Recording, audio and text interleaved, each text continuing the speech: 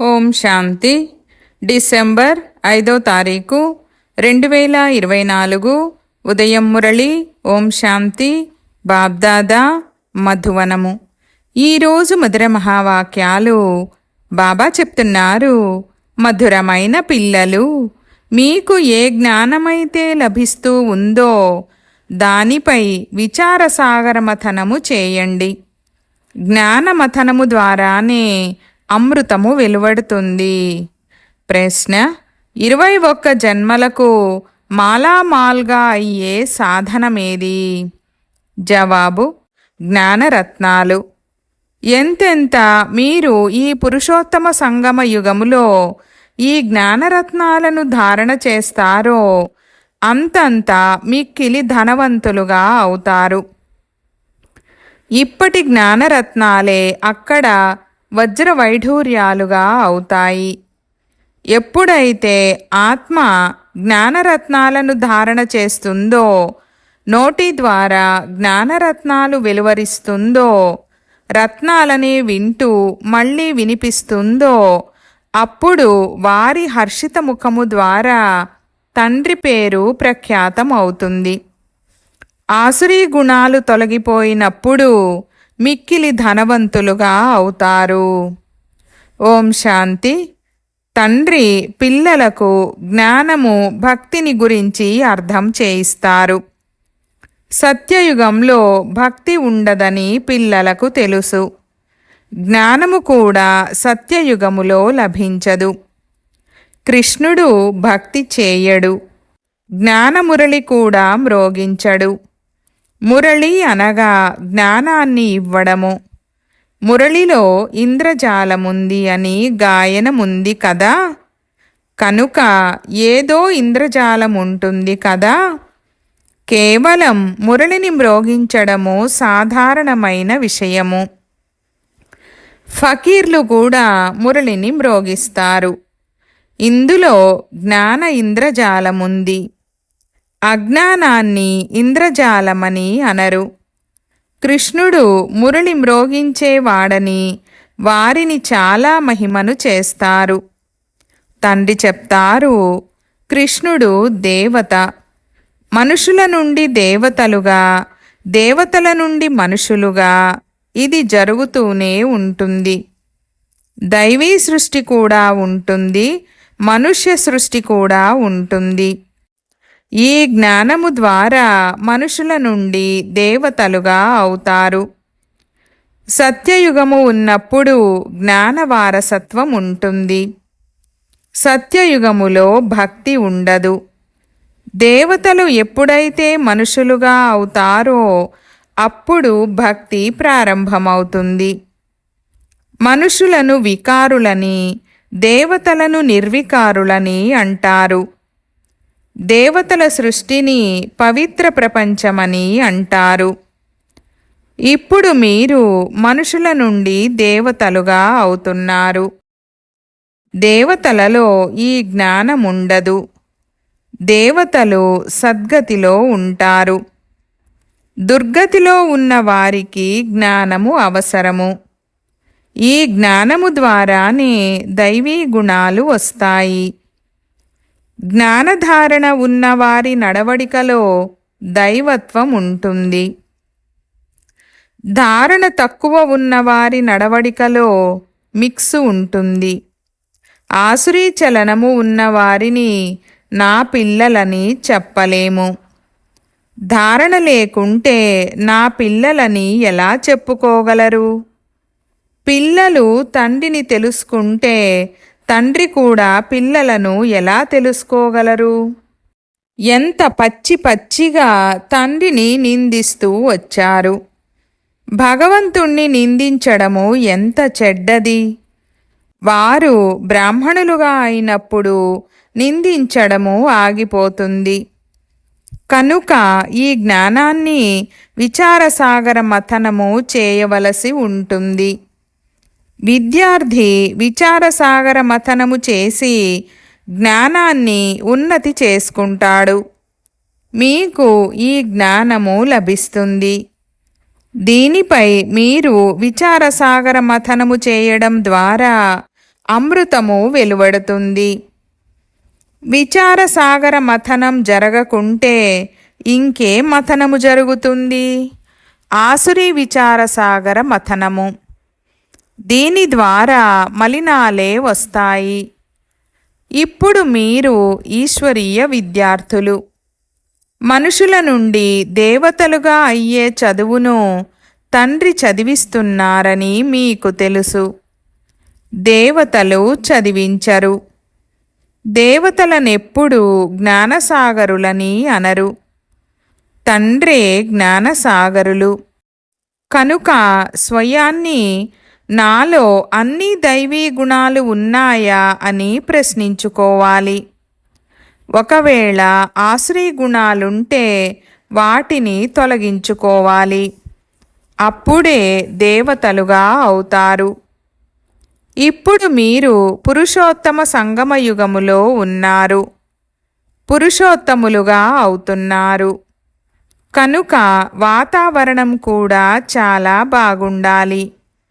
చీచీ మాటలు నోటి నుండి వెలువడరాదు. లేకుంటే తక్కువ కులము వారని అంటారు. వాతావరణము ద్వారా తక్షణమే తెలిసిపోతుంది. నోటి ద్వారా దుఃఖమిచ్చు మాటలే వెలువడతాయి. పిల్లలైన మీరు తండ్రి పేరును ప్రఖ్యాతము చెయ్యాలి. ముఖము సదా చాలా హర్షితంగా ఉండాలి. నోటి ద్వారా సదా ఈ రత్నాలే వెలువడాలి. ఈ లక్ష్మీనారాయణులు చాలా హర్షితముఖులుగా ఉన్నారు. వీరి ఆత్మలు జ్ఞానరత్నాలను ధారణ చేశాయి. నోటి ద్వారా ఈ జ్ఞానరత్నాలే వెలువడుతూ ఉండేవి. ఈ రత్నాలనే వింటూ వినిపిస్తూ ఉండేవారు. చాలా ఖుషీగా ఉండాలి. ఇప్పుడు మీరు ఏ జ్ఞానరత్నాలను తీసుకుంటున్నారో అవి తర్వాత సత్యమైన వజ్ర వైఢూర్యాలుగా అవుతాయి. నవరత్నాల మాల ఏ వజ్ర వైఢూర్యాలది కాదు. ఇది చైతన్య రత్నాల మాల. మనుషులు వాటిని ఆ రత్నాలుగా భావించి ఉంగరాలు మొదలైన వాటిగా ధరిస్తారు. జ్ఞానరత్నాల మాల ఈ పురుషోత్తమ సంగమయుగములోనే తయారవుతుంది. ఈ రత్నాలే 21 జన్మలకు మిక్కిలి సంపన్నులుగా చేస్తాయి. వీటిని ఎవ్వరూ దోచుకోలేరు. ఇక్కడ ధరిస్తే తక్షణము ఎవరైనా దోచుకుంటారు. కనుక స్వయాన్ని చాలా చాలా వివేకవంతంగా చేసుకోవాలి. ఆసురీ గుణాలను తొలగించుకోవాలి. ఆసురీ గుణాలు గలవారి ముఖమే అలా తయారవుతుంది. క్రోధములో అయితే ఎర్రగా రాగివలే అయిపోతుంది. కామవికారము కలిగిన వారి ముఖము పూర్తి నల్లగా అయిపోతుంది. కృష్ణుణ్ణి కూడా నల్లగా చూపిస్తారు కదా. వికారాల కారణంగానే సుందరమైన వారు నల్లగా అయ్యారు. పిల్లలైన మీరు ప్రతి విషయముపై విచారసాగర మథనము చేయాలి. ఈ చదువు ద్వారా చాలా ధనము పొందవచ్చు. పిల్లలైన మీరు విని ఉంటారు, విక్టోరియా మహారాణి మంత్రి మొదట చాలా పేదవానిగా ఉండేవాడు. దీపము వెలిగించుకొని చదివేవాడు. కానీ ఆ చదువు రత్నాల సమానము కాదు. జ్ఞానాన్ని చదివి గొప్ప హోదాను సంపాదించుకుంటారు. కనుక విద్య ఉపయోగపడింది. కానీ ధనము కాదు. చదువే ధనము. అది హద్దులోనిది, ఇది బేహద్దు ధనము. తండ్రి మనల్ని చదివించి విశ్వాధికారులుగా చేస్తారని ఇప్పుడు మీకు తెలుసు. అక్కడ ధన సంపాదన కొరకు చదవరు. అక్కడ ఇప్పటి పురుషార్థము ద్వారా అపారమైన ధనము లభిస్తుంది. ధనము అవినాశిగా అయిపోతుంది. దేవతల వద్ద చాలా ధనముండేది. వారు వామమార్గములో రావణ రాజ్యములోకి వచ్చినప్పుడు కూడా చాలా ధనముండేది. ఎన్ని మందిరాలు కట్టించారు. తరువాత ముసల్మానులు దోచుకున్నారు. ఎంతో ధనవంతులుగా ఉండేవారు. ఈ రోజుల్లోని చదువు ద్వారా ఇంత ధనవంతులుగా అవ్వలేరు. ఈ చదువు ద్వారా మనుషులు ఏమవుతున్నారో చూడండి. పేదవారి నుండి ధనవంతులుగా అవుతున్నారు.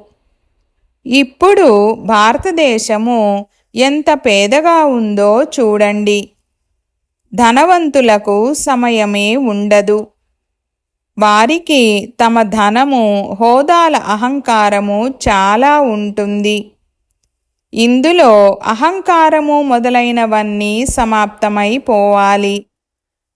మనము ఆత్మలము. ఆత్మల వద్ద ధన సంపదలు, వజ్రవైఢూర్యాలు మొదలైనవేవీ ఉండవు. తండ్రి చెప్తారు, మధురమైన పిల్లలు, దేహసహితంగా దేహ సంబంధాలన్నీ వదిలేయండి. ఆత్మ శరీరాన్ని వదిలేస్తే ఆ శ్రీమంత స్థితి అంతా సమాప్తమైపోతుంది.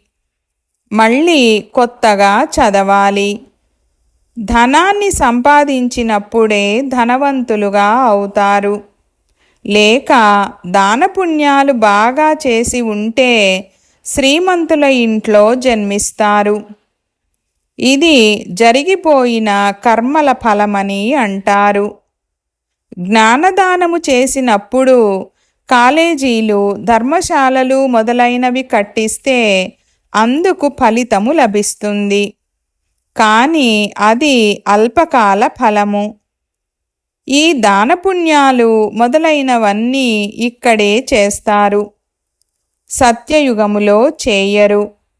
సత్యయుగములో మంచి కర్మలే ఉంటాయి. ఎందుకంటే ఇప్పటి వారసత్వము లభించి ఉంటుంది. అక్కడ ఏ కర్మ వికర్మగా అవ్వదు. ఎందుకంటే రావణుడే ఉండడు. వికారాలకు వశమగుట వలన వికారీ కర్మలుగా అవుతాయి. వికారాల వలన వికర్మలు జరుగుతాయి. స్వర్గములో వికర్మలేవి జరగవు. పూర్తి ఆధారమంతా కర్మలపై ఆధారపడి ఉంది. ఈ మాయా రావణుడు అవగుణాలు గలవారిగా చేస్తాడు. తండ్రి వచ్చి సర్వగుణ సంపన్నులుగా చేస్తారు. రావణవంశీయుల యుద్ధము జరుగుతుంది. మీరు రాముని సంతానము. ఎంతో మంచి మంచి పిల్లలు మాయ చేతిలో ఓడిపోతారు. బాబా వారి పేర్లు చెప్పరు. అయినా ఆశను ఉంచుకుంటారు. అధమాది అధములను కూడా ఉద్ధరించవలసి ఉంటుంది. తండ్రి పూర్తి విశ్వాన్నంతా ఉద్ధరించవలసి ఉంటుంది. రావణ రాజ్యములో అందరూ అధోగతిని పొంది ఉన్నారు. రక్షణ చేసుకునేందుకు, రక్షణ చేసేందుకు తండ్రి ప్రతిరోజు యుక్తులను తెలియజేస్తూ ఉంటారు. అయినా కింద పడుతూ అధమాతి అధములుగా అవుతారు. మళ్ళీ వారు ఇంత ఉన్నతిని పొందలేరు. ఆ అధమత్వము ఆంతరికములో తింటూ ఉంటుంది. అంతిమ సమయంలో ఎవరి స్మృతిలో శరీరాన్ని వదులుతారో తదనుసారంగా గతి అని చెప్తారు కదా. వారి బుద్ధిలో ఆ అధమత్వమే గుర్తు వస్తూ ఉంటుంది. తండ్రి కూర్చొని పిల్లలకు అర్థం చేయిస్తున్నారు. కల్పకల్పము సృష్టి చక్రము ఎలా తిరుగుతుందో మీరు మాత్రమే వింటారు. జంతువులు తెలుసుకోలేవు కదా. మీరే వింటారు, అర్థం చేసుకుంటారు. మనుషులు మనుషులే. ఈ లక్ష్మీనారాయణులకు కూడా ముక్కు, చెవులు మొదలైనవన్నీ ఉన్నాయి. వారు కూడా మనుషులే కదా. కానీ దైవీ గుణాలు ఉన్న కారణంగా వారిని దేవతలని అంటారు. వారలాంటి దేవతలుగా ఎలా అవుతారు? ఎలా పడిపోతారు? ఈ చక్రము గురించి మీకు మాత్రమే తెలుసు. ఎవరు విచారసాగర మథనము చేస్తూ ఉంటారో వారికే ధారణ జరుగుతుంది. విచారసాగర మథనము చేయని వారిని మూర్ఖులని అంటారు. మురళి నడిపించే వారికి ఈ టాపిక్పై ఇలా ఇలా అర్థం చేయించాలని విచారసాగర మథనము జరుగుతూ ఉంటుంది. ఇప్పుడు అర్థం చేసుకోకపోయినా ముందు ముందు తప్పకుండా అర్థం చేసుకుంటారని నమ్మకము ఉంచబడుతుంది. నమ్మకము ఉంచడం అనగా సర్వీస్ చేసేందుకు ఆసక్తి ఉన్నట్లు. వారు అలసిపోరు. ఎవరైనా ఉన్నతిని పొంది మళ్ళీ అధములై వచ్చినట్లయితే స్నేహముతో కూర్చోబెడతారు కదా, లేక వెళ్ళిపోండనంటారా? ఇన్ని రోజులు ఎక్కడ ఉన్నారు, ఎందుకు రాలేదని స్థితిగతులను అడగవలసి ఉంటుంది. మాయ చేతిలో ఓడిపోయానని చెప్తారు కదా. జ్ఞానము చాలా బాగుందని అర్థం కూడా చేసుకుంటారు. స్మృతి అయితే ఉంటుంది కదా. భక్తిలో గెలుపు ఓటములు పొందే మాటే లేదు. ఇది జ్ఞానము. దీనిని ధారణ చెయ్యాలి. మీరు ఎప్పటి వరకు బ్రాహ్మణులుగా అవ్వరో అప్పటి వరకు దేవతలుగా అవ్వలేరు. క్రైస్తవులు, బౌద్ధులు, పార్సీలు మొదలైన వారిలో బ్రాహ్మణులు ఉండరు.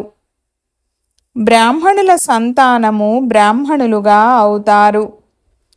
ఈ విషయాలు ఇప్పుడు మీరు అర్థం చేసుకున్నారు. అల్ఫ్ను స్మృతి చేయాలని మీకు తెలుసు. అల్ఫ్ను స్మృతి చేయడం వలన బే లభిస్తుంది. మిమ్మలను కలుసుకునేందుకు ఎవరు వచ్చినా వారికి అల్ఫ్ అల్లాను స్మృతి చేయండని చెప్పండి.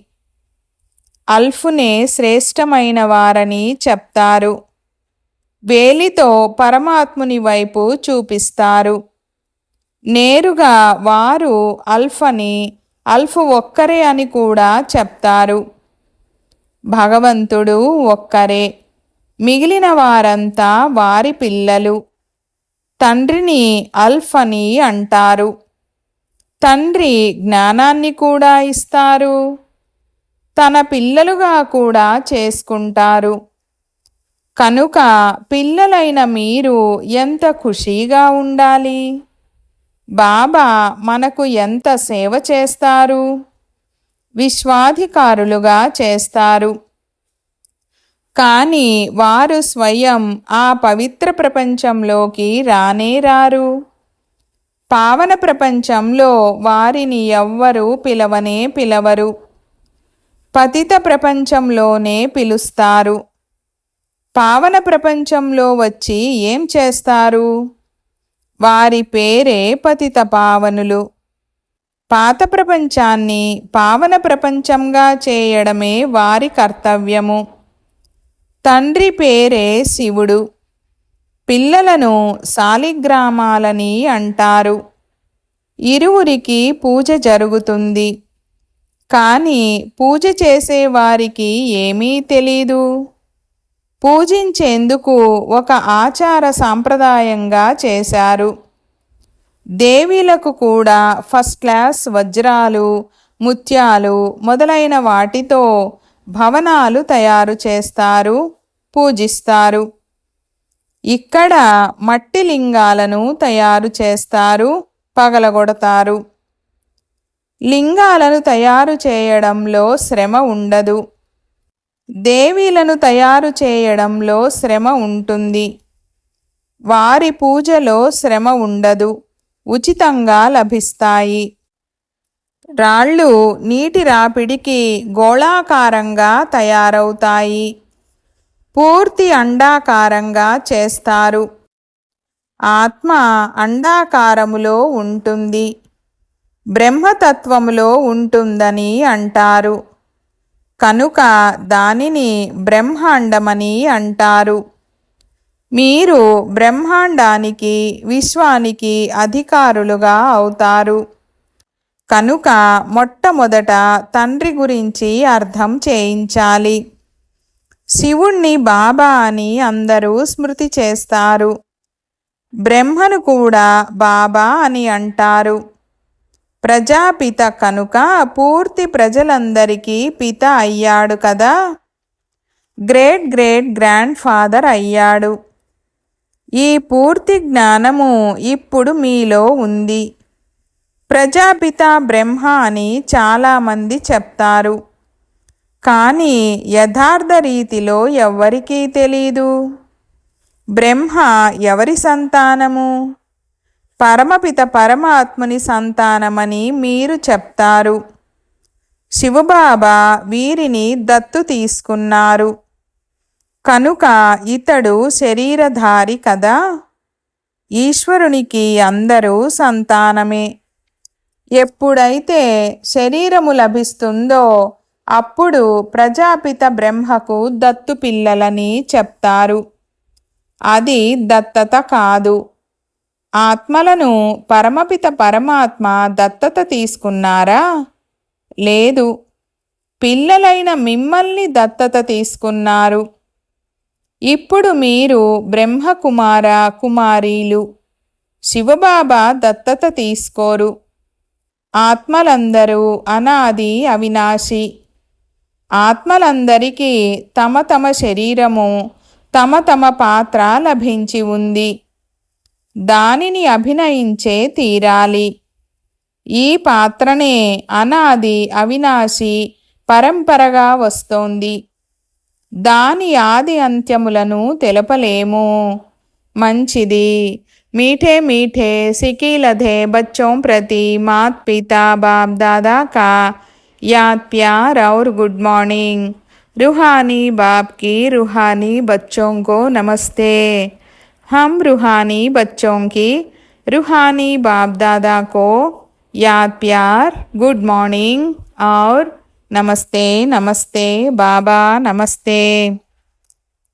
ధారణ కొరకు ముఖ్య సారము 1వ పాయింట్. మీ ధనికత్వము స్థానాల అహంకారాన్ని సమాప్తం చేసుకోవాలి. అవినాశి జ్ఞానధనము ద్వారా స్వయాన్ని ఐశ్వర్యవంతులుగా చేసుకోవాలి. సేవలో ఎప్పుడూ అలసిపోరాదు. 2వ పాయింట్. వాతావరణాన్ని బాగా ఉంచుకునేందుకు నోటి ద్వారా సదా రత్నాలే వెలువడాలి. దుఃఖమునిచ్చే మాటలు వెలువడకుండా గమనముంచాలి. హర్షితముఖులుగా ఉండాలి. వరదానము. ఎటువంటి వాయుమండలములోనైనా మనసు బుద్ధిని 1 సెకండులో ఏకాగ్రం చేసే సర్వశక్తి సంపన్న భవ. వివరణ. బాబ్దాదా పిల్లలందరికీ సర్వశక్తులను వారసత్వ రూపంలో ఇచ్చేశారు. స్మృతి శక్తి అంటే మనసు బుద్ధి ఎక్కడ కావాలనుకుంటే అక్కడ లగ్నమైపోవాలి. ఎటువంటి వాయుమండలంలో అయినా తమ మనసు బుద్ధిని 1 సెకండులో ఏకాగ్రం చేయండి. పరిస్థితులు ఆందోళన కలిగించేవిగా ఉన్నా, వాయుమండలం తమోగుణీగా ఉన్నా, మాయ తన వశము చేసుకునే ప్రయత్నం చేస్తున్నా 1 సెకండులో ఏకాగ్రమైపోండి. ఇటువంటి కంట్రోలింగ్ పవర్ ఉంటే మిమ్మల్ని సర్వశక్తి సంపన్నులని అంటారు. స్లోగన్. విశ్వ కళ్యాణం యొక్క బాధ్యతా కిరీటము మరియు పవిత్రత యొక్క ప్రకాశ కిరీటాన్ని ధరించే వారే డబల్ కిరీటధారులుగా అవుతారు. ఓం శాంతి.